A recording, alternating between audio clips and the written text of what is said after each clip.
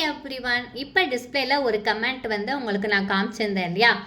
இது வந்து நம்மளோட சப்ஸ்கிரைபர் ஒருத்தவர் வந்துட்டு அவரோட டவுட் வந்து கேட்டு நமக்கு வந்து மெசேஜ் பண்ணியிருந்தார். என்னென்னா 50 ரூபாய் கடன் வாங்குகிறேன் அப்படின்னா அதை வந்து எனக்கு 3% வட்டி போடுறாங்க. அப்போ ஒரு மாதம் முடிவில் நான் எவ்வளோ பணம் அவங்கக்கிட்ட கொடுக்கணும் அப்படின்னு சொல்லி கேட்டிருந்தார். கரெக்டாக அவர் வந்து கடை வாங்கினது எவ்வளவு? 50 ரூபாய். அடுத்து அது எத்தனை சதவீத வட்டி சொன்னாங்க? 3%. எப்போ? 1 மந்த்து. ஓகேவா? இதை வந்து நம்ம ஃபார்முலா யூஸ் பண்ணியும் கண்டுபிடிக்கலாம். எப்படி ஃபார்முலா யூஸ் பண்ணி கண்டுபிடிக்கிறது அப்படின்னா, இன்ட்ரெஸ்ட் வந்து தெரியணும் அப்படின்னா சிம்பிள் இன்ட்ரெஸ்ட்க்கு PNR/100. இது வந்து எல்லாத்துக்குமே தெரிஞ்சிருக்கும். அப்போ பிரின்சிபல் அமௌண்ட் எவ்வளவு? 50 ரூபாய். ஒரு மாதத்துக்கு வட்டி வந்து 3/100. அப்போ 50 × 1 × 0.03, ஏன்னா 100ஆல் டிவைட் பண்ணும்போது. ஓகேங்களா? இப்போ இதை மல்டிப்ளை பண்ணோம் அப்படின்னா I3 15. இந்த 0 வந்து சேர்த்துக்குவோமா? அப்போது 2 டிஜிட் தள்ளி புள்ளி வைக்கணும். அப்போ இன்ட்ரெஸ்ட் எவ்வளோ வருது? 1 ரூபாய் 50 பைசா வருது.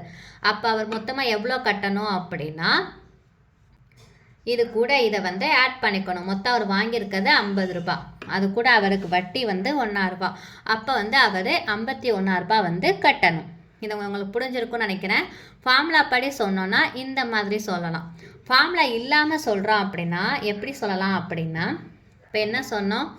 100% அப்படின்னா 50 ரூபாய்.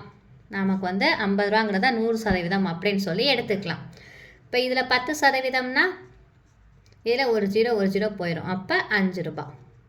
1%னா இங்கே 0 இல்லை. அப்போ இங்கே முன்னாடி புள்ளி வச்சோன்னா 50 பைசா.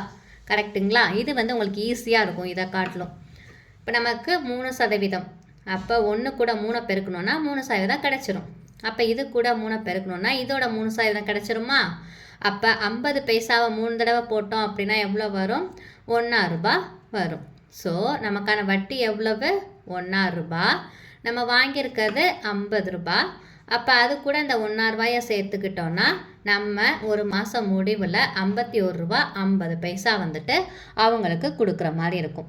இந்த மாதிரி தான் நம்ம வட்டி வந்து கண்டுபிடிப்போம். கண்டிப்பாக நீங்கள் கேட்ட கொஸ்டினுக்கான ஆன்சர் உங்களுக்கு தெளிவாக புரிஞ்சிருக்கும்னு நம்புகிறேன். உங்களுக்கு புரிஞ்சிச்சா இல்லையா அப்படின்னு சொல்லி மறக்காமல் கமெண்ட் பண்ணுங்கள். தேங்க்யூ.